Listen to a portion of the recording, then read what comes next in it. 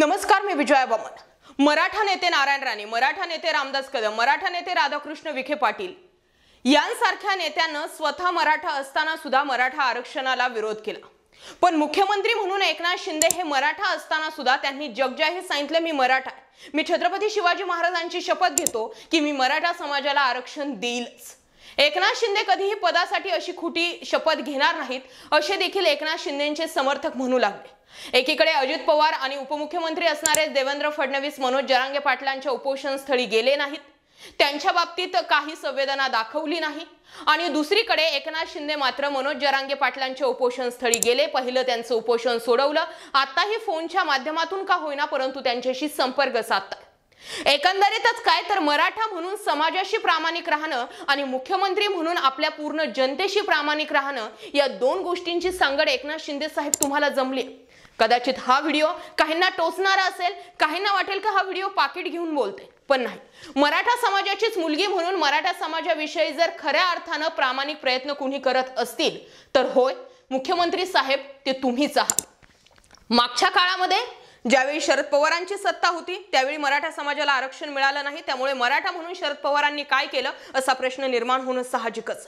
दुसरा मुद्दा येतो देवेंद्र फडणवीसांच्या काळात ते ब्राह्मण असून त्यांनी मराठा समाजाला आरक्षण दिलं, ते टिकलं नाही टिकलं हा पुढचा भाग। परंतु आजच्या घडीला ज्यावेळी दोन्ही उपमुख्यमंत्री एकनाथ शिंदेंसोबत किती आहेत किती नाहीत हे माध्यमांमधून दिसतंय, दुसरीकडे मराठा असूनच मराठा समाजाचे आमदार खासदार किंवा जे काही स्वयंघोषित नेते आहेत असे लोक सुद्धा मराठा आरक्षणाला विरोध करतायत। आणि तिसरीकडे एकनाथ शिंदे मात्र जगजाहीर सांगतात, मी मराठा आहे, छत्रपती शिवाजी महाराजांची शपथ घेतो, मी मराठा समाजाला आरक्षण देईल। विशेष अधिवेशन होणार नाहीये, सरसकट कुणबी प्रमाणपत्र मिळणार नाही, यामध्ये एकनाथ शिंदेंचा स्वतःचा वैयक्तिक निर्णय किती आणि त्यांच्या सोबत असणारे विठ्ठला शेजारचे जे बडवे म्हणतो त्यांचा निर्णय किती हा प्रश्न आहेच की। अनेक मराठा नेत्यांनी जातीचंच कार्ड खेळून सत्तेची मलाई खाल्ली। आजचा हा व्हिडिओ खूप महत्त्वपूर्ण असणार आहे आणि तो तुम्ही पाहावा, शेअर करावा, अगोदर ऐकावा आणि मत सुद्धा तुमचं जरूर व्यक्त करावा आणि पटत असेल तर सबस्क्राइब सुद्धा करायचं। कसं आहे माहितीये का, सत्ता मिळताच समाजाचा विसर पडला। शिक्षण सहकार क्षेत्राच्या माध्यमातून स्वतःचं आणि कुटुंबाचं भलं केलं, समाजाला मात्र देशोधडीला लावलं।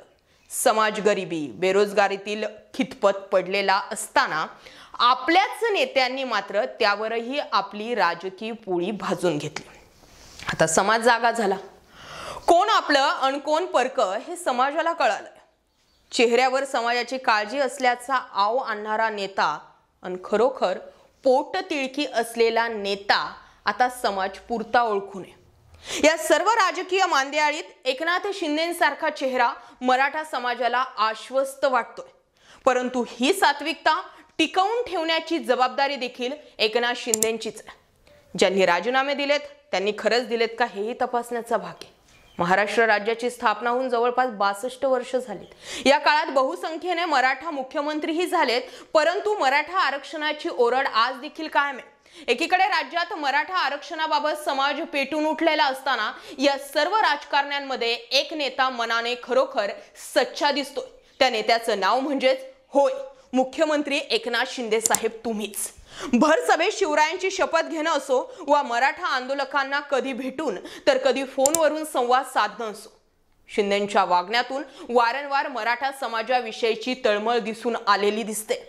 मराठा आंदोलनाचे नेतृत्व करत असलेले मनोज जरांगे पाटलांनी देखील हे मान्य केलेलं आहे। आरक्षण केवळ एकनाथ शिंदेच देऊ शकतात हे जरांगे पाटलांनी अगदी उघड उघड बोलून सुद्धा दाखवलंय। सर्वसामान्यांसाठी धावून जाणारा नेता म्हणून एकनाथ शिंदे यांची ओळख झाली, परंतु सध्याच्या काळात शिंदे काहीसे एकटे पडलेले दिसतात।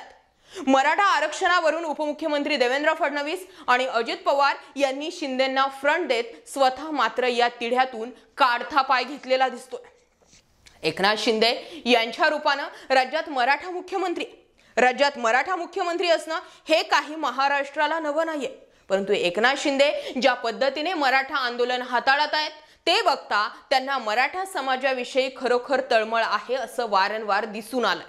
याचं नुकतंच एक उदाहरण घ्यायचं झालं तर इंदापूर तालुक्यातील नीरा नदी पात्रात 2 दिवसांपूर्वी मराठा समाज बांधवांनी जरांगे पाटील यांना पाठिंबा देण्यासाठी जलसमाधी आंदोलन केलं। याची माहिती मुख्यमंत्री एकनाथ शिंदे यांना मिळताच त्यांची फोनवरून संबंधित आंदोलकांशी चर्चा झाली। मराठा समाजाला आरक्षण मिळणारच आहे, फक्त ते कोर्टात टिकावं म्हणून अजून काही दिवसांचा वेळ हवा असल्याचं ते प्रामाणिकपणे सांगत होते। तसेच आपण आरक्षण दिल्याशिवाय स्वस्थ बसणार नाही, भर सभेत आपण शिवरायांची शपथ घेतली आहे, ती शपथ आपण खोटी ठरू देणार नाही, आरक्षण देण्यासाठी मी कटिबद्ध असल्याचं देखील एकनाथ शिंदे यांनी सांगितलं। सांगा कोणता मुख्यमंत्री असा म्हणेल? कुठलाही मुख्यमंत्री हा प्रथम आपल्या मतपेटीचा विचार करतो, परंतु शिंदे यांनी हा विचार न करता आपण मराठा असल्याचं सुद्धा जाहीर करून टाकलं। यातून इतर समाज नाराज होऊन त्याचा मतदानावर परिणाम होईल याची तमा त्यांनी बाळगलेली नाहीये। अखेर मुख्यमंत्र्यांनी आंदोलकांची समज काढली आणि जलसमाधी आंदोलन मागे घेण्यात आलं। मराठा समाजातील लहानातल्या लहान आंदोलनाची दखल घेत संवाद साधणारे शिंदे यामुळेच मराठा समाजाला आपलेसे वाटतात आणि यामुळेच जरांगे पाटलांनीही त्यांच्यावर विश्वास दाखवलेला आहे हे मान्यच करावं लागेल।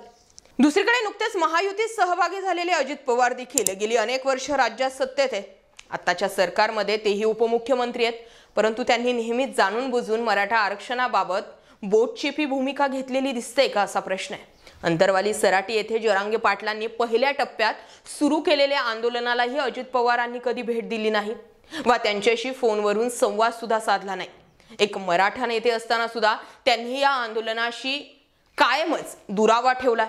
त्यामुळेच मराठा समाजाचे दोन व्यक्ती राज्यात मोठ्या पदावर असताना दोघांच्या वागणुकीवरून त्यांची तुलना होणं क्रमप्राप्त आहे। या तुलनेत एकनाथ शिंदे मात्र कायमच उजवे ठरत गेलेत। मराठा आंदोलनाची धग ही आता संपूर्ण राज्यभरात पसरली। अनेक ठिकाणी जाळपोळीच्या घटनाही समोर आलेल्या आहेत। अशात एकनाथ शिंदे यांनी अद्याप आंदोलकांविरुद्ध कुठलंही टोकाचं पाऊल उचललेलं नाहीये।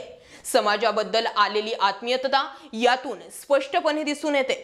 मराठा समाजाला आरक्षण देण्यासाठी शिंदे वारंवार प्रामाणिक प्रयत्न करत असले तरी सुद्धा त्यांना पाहिजे तेवढी साथ सोबतच्या इतर नेत्यांकडून म्हणजेच आपल्या सत्ताधारी आपल्याच मराठा आमदारांकडून खासदारांकडून मिळत नाहीये। फडणवीस आधीच मराठा आंदोलकांच्या मध्ये आता विलन ठरलेले दिसतात। दुसरीकडे अजित पवारांनी या मुद्द्यावरून कायमच दुरावा ठेवलाय। शिंदे गटात इतर मराठा नेते असले तरी त्यांच्याकडेही विश्वासार्हता नाहीये। त्यामुळे राज्यात केवळ एकनाथ शिंदेच काही करून मराठा समाजाला न्याय देऊ शकतात असा विश्वास सध्या तरी मराठा समाजाला आहे। आता समाजाच्या संयमाची वाट न बघता एकनाथ शिंदे यांनी लवकरात लवकर समाजाला आपल्यावर ठेवलेल्या विश्वासाला पात्र ठरवावं।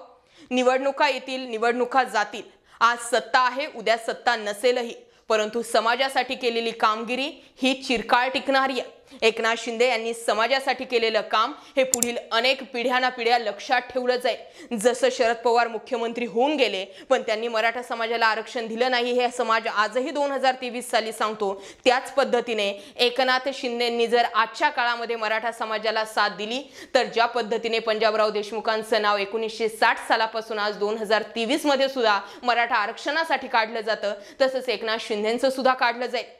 आता राहिला प्रश्न इतकाच की एकनाथ शिंदेंनी जी कालची भूमिका जाहीर केलेली आहे की विशेष अधिवेशन होणार नाही, सरसकट कुणबी प्रमाणपत्र मिळणार नाही, या भूमिकेमध्ये एकनाथ शिंदेंवरती पुन्हा मराठा समाजाचा काहीसा रोष जो आहे तो दिसून आलेला असला तरी आजूबाजूला असणाऱ्या नेत्यांची यावरती एकमत झाल्या कारणानंच एकनाथ शिंदेंनी हा निर्णय घेतला असावा अशी सुद्धा आता कुजबूज जी आहे ती सुरू झालेली आहे।